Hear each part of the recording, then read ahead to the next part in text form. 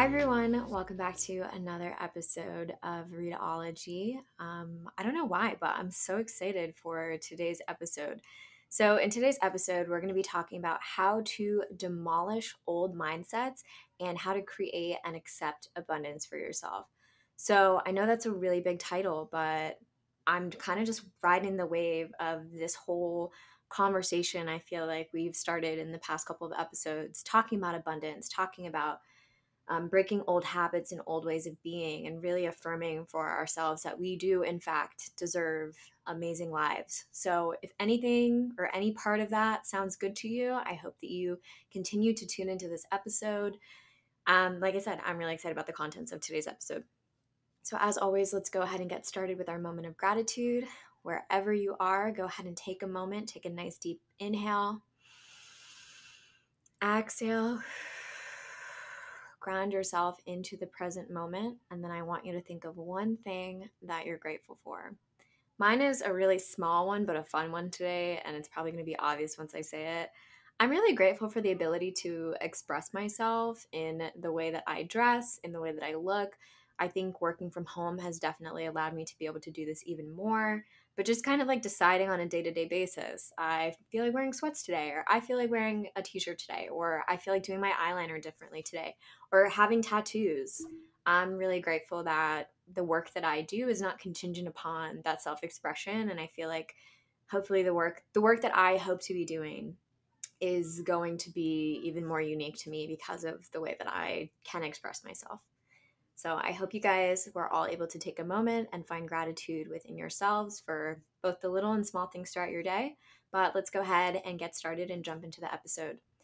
So, for those of you who don't know, I not only make a podcast, but I also love podcasts in general. I'm an avid listener of the Jay Shetty podcast, and I also love Super Soul Conversations with Oprah Winfrey. Her podcast is really changing my life. And so I recommend to you that if you have not listened to that podcast or the Jay Shetty podcast, that you do that. I can link those in the description of my YouTube video and also in the description of this link on the Anchor platform for whoever is interested in taking a look at those podcasts. School of Greatness podcast is another amazing one that just challenges you to think differently and, again, just break old habits and old ways of being. But that being said, I wanted to open up this episode by talking about something that I heard about in the Oprah Winfrey podcast that really spoke to me. And it was one episode where I can't remember who the guest was, but she was talking with somebody who was saying that your life is always speaking to you. And the way that she talked about it was like there's this small voice inside each of us, which is always trying to direct our path and our steps. But we normally don't listen to that voice. We normally put that voice in a corner, or we try and put it in a box and we say that that voice is bad or it's negative or it's wrong. And I think a lot of that has to do with conditioning. We're conditioned by society to believe that that voice is unnatural or irrational or irrelevant or is always saying the wrong things at the wrong time. And so over time, as we start to ignore that voice, it's actually eroding our sense of self-worth, our sense of agency, our ability to find joy in the small moments, because we feel like we're just denying ourselves. We're denying our identity and we're denying ourselves our true form. So to me, when I heard that in that concept in the podcast, it really was a wake up call for me to think of the ways that I have ignored that voice in the past and sort of how I'm unbecoming those ways of thinking that have taught me that that voice can't be trusted in a sense. So I think in general, we need to question our society. We need to question why our society tells us things like it's crazy to talk to yourself. Like we are taught to believe that people who talk to themselves or are crazy, or like if you're caught talking to yourself, you should be kind of embarrassed about that. I think we need to question as a society why we prescribe one way of being to everybody in the society when we have millions of different variations of people with different values and beliefs and souls. Why are we telling everybody that there's only one way to be successful? There's one way to have financial abundance. There's one way to be happy. There's one way to work. If that's like a 40 plus hour work week, That doesn't make any sense to me. And if you've ever questioned that, you're not alone in questioning that. Something about that does not sit right with me. I think we should continue to question that. So that's kind of a good seg into last week's episode, which was me talking about why you don't have to work in the 9 to 5 and tips and tricks for finding your true calling. So if you have not yet listened to that episode, please go take a look at it. I'm going to put the link up in the corner of my video right here so you can go tap on that. But to continue this conversation, I want to talk about the new wave of social media and how this current generation, and that can be young millennials, zillennials, and Gen Z, are proving that as a collective we can dismantle old ways of being and thinking and why this actually works. So I feel like it's one thing to acknowledge, like, oh, I hate the system. I hate the way that people are getting lost in the system or having to just be burdened by certain things. Like, people asking themselves a question of, is this all there is? And it's like, okay, so once you've started to establish that clearly this isn't all there is, you can have more for yourself. You've probably seen somebody either on social media or a celebrity that to some extent has a life that you would aspire to or want to live, or even looks better than the life that you have for yourself. And it's like, for some reason, we've been taught to believe that that life is only attainable for a select few. But I think what we've started to see, especially with this emergence of social media and people who gain such a large following on these platforms and are paid excessive amounts of money to be influencers, you see that there's a larger collective of people that this life is available to. And so then it stands to reason, like, is it really that unattainable? So, my thought when kind of going along with this, talking about this and thinking about this, it's like, when enough people believe in the value of something, value is then created. And again, going off of social media, 15 years ago, it would have been unimaginable to us to have a group of people, largely children and adolescents and teenagers, be our quote unquote influencers in society, telling us what type of lifestyle we should aspire to, what type of consumerist habits we should keep, where we should travel to, anything. Anything. 15 years ago, that would have been completely out of the question. But now it's a way of life that is being collectively accepted, and that's why it's being allowed to continue. So, as a note out there to everyone, if you're looking at the lives of influencers, you're feeling any envy whatsoever about what they're doing, or if it's something that you want to be doing, this is a sign that you can go out and do it. I especially love this quote. This is like one of my favorite quotes that no matter how many times I hear it, it always speaks to me. And it says, "There's not a soul on earth that can take the life that's been created just for you."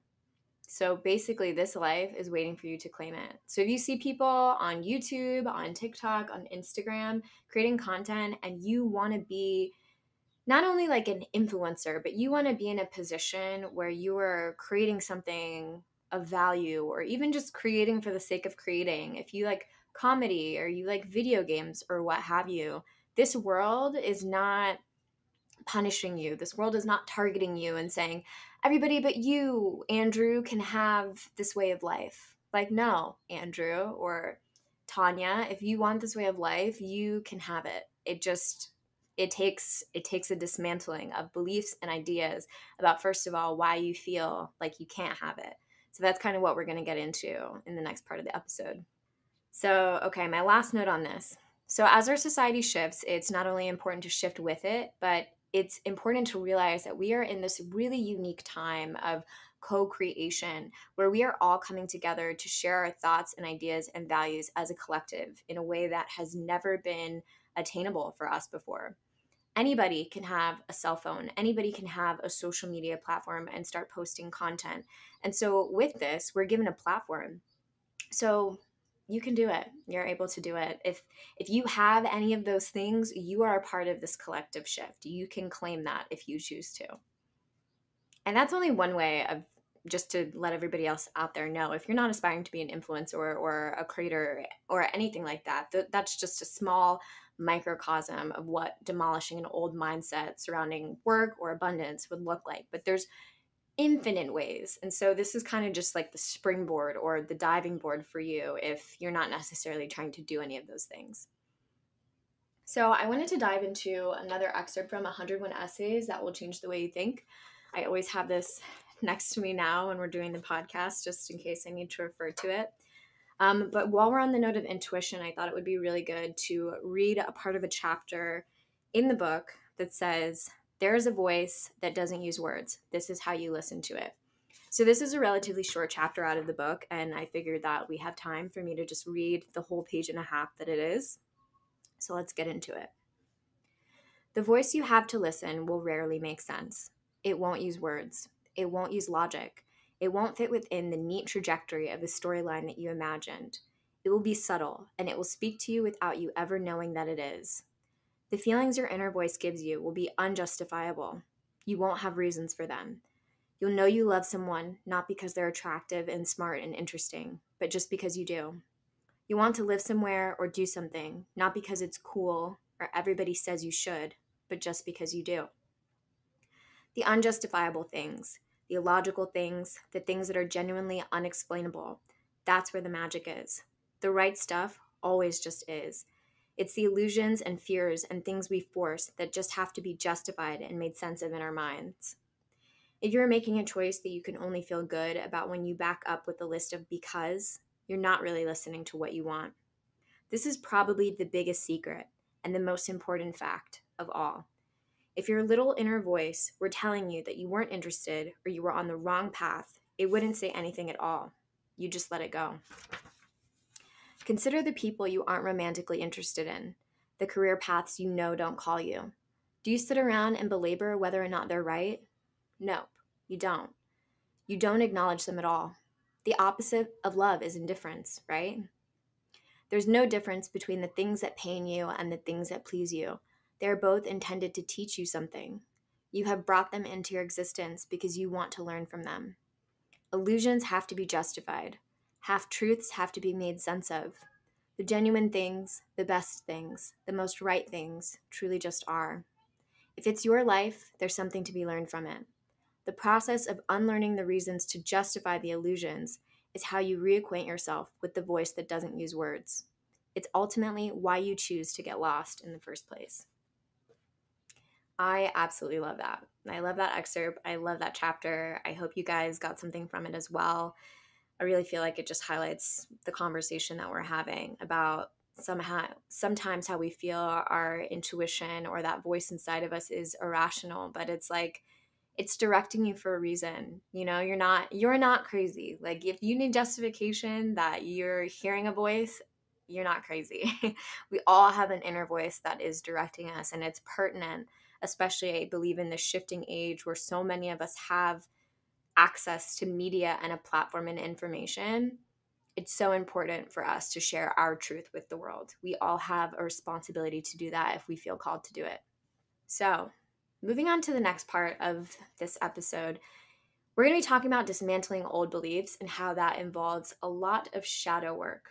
So, shadow work is something that I have not formally delved into. It's definitely something that I want to learn more about, but it's really interesting because I think indirectly, as I've been trying to create abundance for myself and become more present in my life through just enjoying my life more and sort of purging the things from my life that are no longer serving me, I realize it does have to do with combating a lot of limiting beliefs that I have just held for so, so long.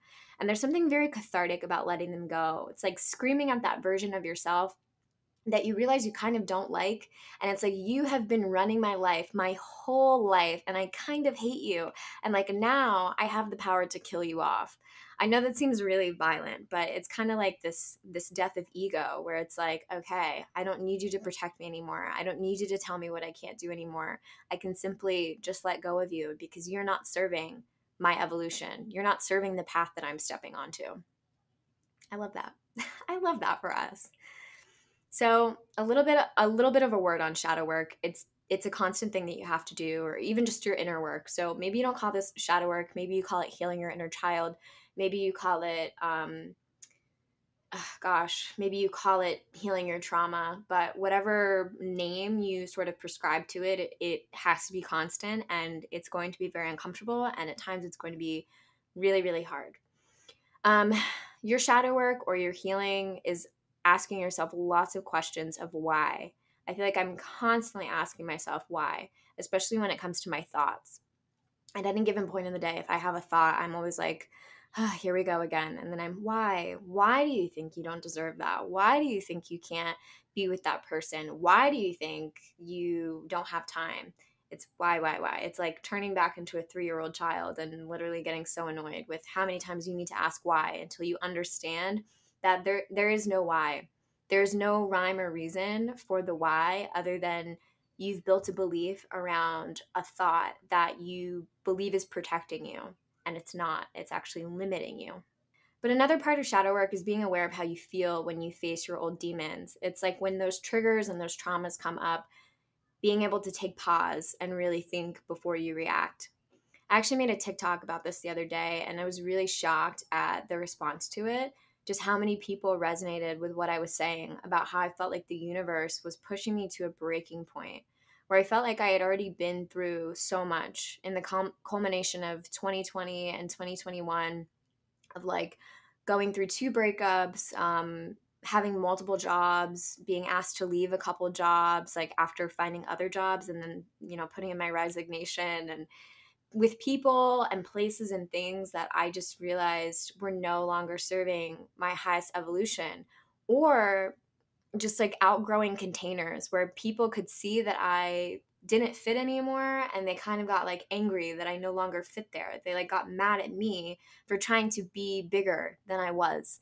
And that is always like a huge siren, red light flashing that you need to go, because those people or those situations are going to try and hold you down. They're going to try and smother you with their self-doubt and their disbelief because they don't want you to be more. They don't want you to be bigger than you've previously been.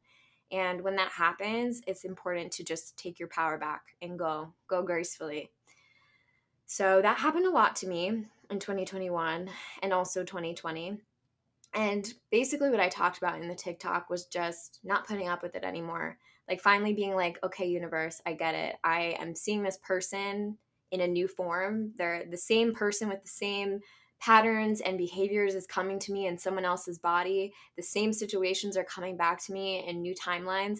I get it. I get what you're trying to say now. I don't have to stay in a 9-month relationship with someone in order to realize that they're not the person that I'm going to be with. I don't have to stay in a situation that's not serving me for a year and a half in order to realize that I just want more from my life, or I want something different from my life. I just kind of felt myself like screaming and shaking my fist like, okay, I get it. I get it. I get it. I will not lower my bar anymore, because if I lower my bar, I will go right back to being uncomfortable and dissatisfied and angry with myself. And I think more than anything along this journey of your shadow work and your inner healing, you're going to find that instead of falling into depression and anxiety, you're going to feel so proud of yourself. I don't know why I'm getting emotional, but it's like you're going to start to feel so much pride in yourself for your inability to put up with people who mistreat you, your inability to stay in situations that don't serve you, your honoring of yourself and your intuition and listening to your inner voice. And it's going to make your heart and your soul sing. Like, I know that sounds so hippy dippy, but it really is like you will be brought to a moment of like, wow, I really effing love myself because I am doing the work constantly and it is so tiring, but I'm here showing up and I feel better. When I wake up in the morning, I'm not dreading my days anymore. I'm actually feeling like I can do this because I'm taking the steps. I'm doing what needs to be done in order to build the life that I want. And for that feeling alone, I would say that is why it's worth it to do your shadow work. It's worth it to do the inner work and to struggle for a little while, but also reach those peaks where it's like it's all worth it. So that was very emotional. I don't know if the situation called for that, but it's true. That's how I feel. Um, so it kind of feels like doing your shadow work, doing your inner work, and then creating the sense of self is kind of like that moment when you're in a dream and you realize that you're dreaming. I know there's a huge social media trend going on right now of people lucid dreaming and realizing that they're lucid dreaming. And I don't think that it's a coincidence that a lot of people who are taking back their power and really like manifesting consciously are into lucid dreaming, because to me, I think lucid dreaming is almost a metaphor for like this idea of the matrix that everybody talks about of like waking up to the matrix. It's like once you realize the power, the true power that you have to co-create your life with the universe, it's like, oh, I've had the power this whole time. Like I've never been subject to outside forces that keep me down. It's me, it's my mind controlling all of it. And so it's like this idea of like being in a dream where it's like your mind running it. But as soon as you call your mind out and you say, I know it's you, I know what you're doing, I know who you are, stop it. Like, I'm going to be the creator, I'm going to take over. Then your dream's like, oh, like she's awake. Oh my God. So it's not a coincidence to me, but definitely doing your shadow work, doing your inner healing is going to start to feel like you're able to control events and outcomes and the dream, because there is power in awareness. There's extreme power in awareness and being aware of yourself. And once you create that awareness of self, that control of thought, and the understanding of your actions and how they affect you in your life, like, I'm scared of you, honey. I'm so scared of like the power that I myself have. And I'm excited for the power that we all have to create our lives, because we do. It's always been there. So once you've dismantled, once you've broken it all down, you've burned it all to the ground, now it's time to rebuild. So, in order to rebuild, it's important to get clear with the universe or whatever higher power you believe in about what it is that you want and what an abundant life looks like to you. And I know that I've spoken about this. I've probably spoken about it on TikTok. I know I definitely mentioned it here, but it's not the societal ideas of success that tell you to reach for crazy amounts of money that are going to allow you to just shell out millions of dollars whenever you want. It doesn't have to be anyway. It doesn't have to be having the fancy Tesla or the Mercedes Benz or like 8 vacation homes. Like sometimes just living an abundant life can literally look like you buying a piece of land with your friends and living in community with other people and growing your own food and never having to worry about finances because you're financially stable. Like somehow you have created financial abundance for yourself. And if that's you, then that in and of itself is the same amount of success and abundance as having millions of dollars and vacation homes. But it's important, like the universe knows your true intention, or your God knows your true intention. So when you ask, be clear, like come correct. Be clear on what it is you're asking for, and know in your heart that this is a pure intention of like you've done the work to be like, okay, this is what I truly and wholeheartedly want for myself. And I'm not saying that's the only way you're going to get it, because people get things all the time that they didn't know they were asking for. And it's kind of like a be careful what you wish for kind of situation, because sometimes those situations that we think we want come with other caveats and other things that come with them. So in order to avoid that and kind of having to backtrack into like, okay, what do I really want? And I'm a millionaire and I'm unhappy. What do I really want? Like just do the work up front. Like just figure out what you truly want for yourself now. What is financial abundance? What does abundance in general mean for you now? One of my favorite exercises, because you know I always have to talk about exercises that I do in order to kind of draw full circle in the things that I'm talking about. One thing I love to do when I'm driving somewhere by myself is to literally just scream out loud, like, what I deserve.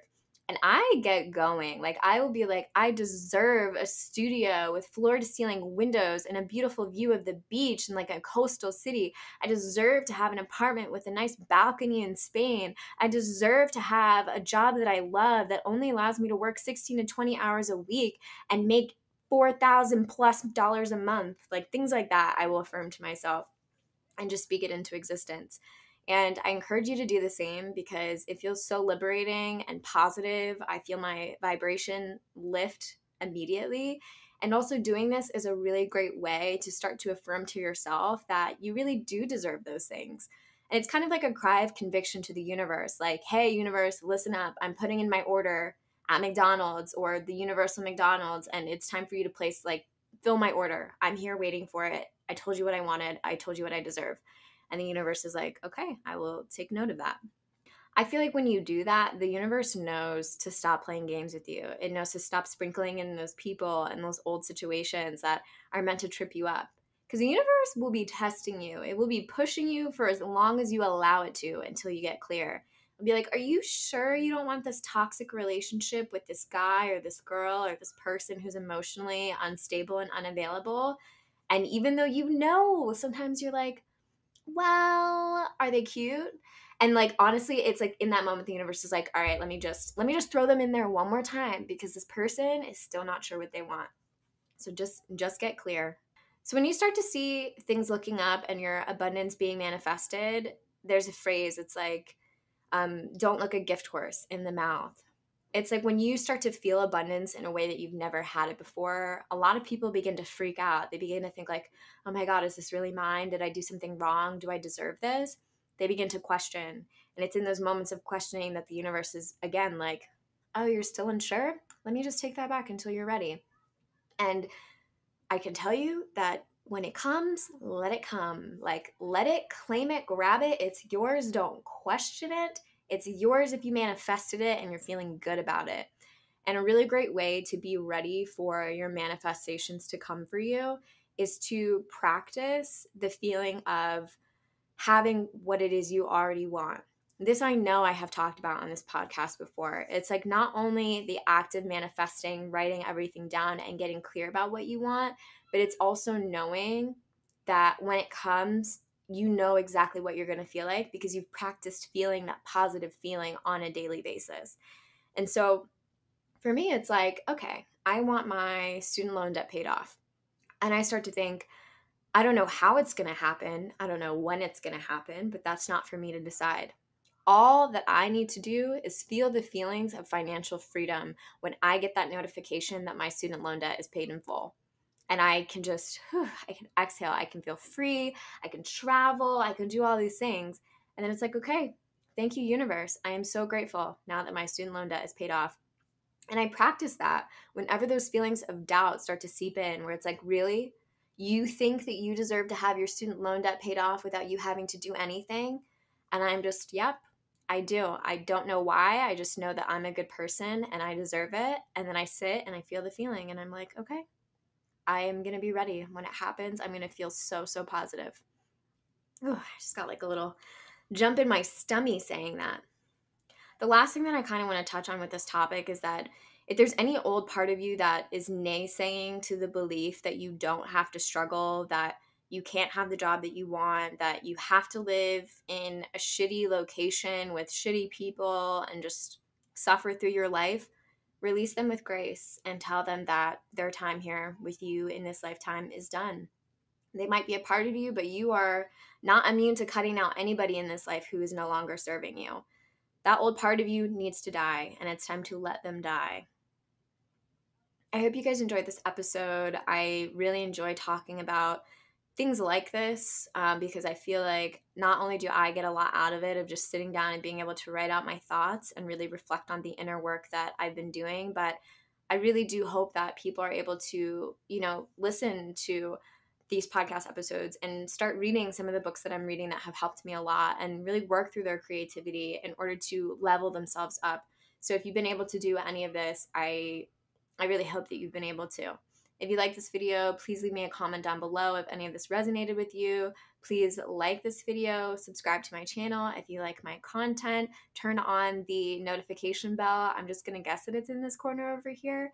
Whichever corner it's in, please turn it on so that you can get notifications of new posts. I post once a week as of right now, normally on Mondays or Tuesdays. And before we go, I'm going to end this episode with affirmations as always. So I'd like you to take another moment of stillness. Go ahead and place one hand over your heart, one hand over your stomach or diaphragm. Take a nice deep inhale. Exhale. And repeat. I welcome in new ways of being and doing. Repeat. I welcome in new ways of being and doing. I believe in my birthright to enjoy an abundant and joyful life. I believe in my birthright to enjoy an abundant and joyful life. And lastly, I trust my inner truth and follow my intuition. I trust my inner truth and follow my intuition. Affirm for yourself. Take one more moment here to affirm, affirm, affirm. And with that, I release you all to the rest of your day. Once again, I hope you enjoyed this episode, and I will see you guys in my next one. Bye.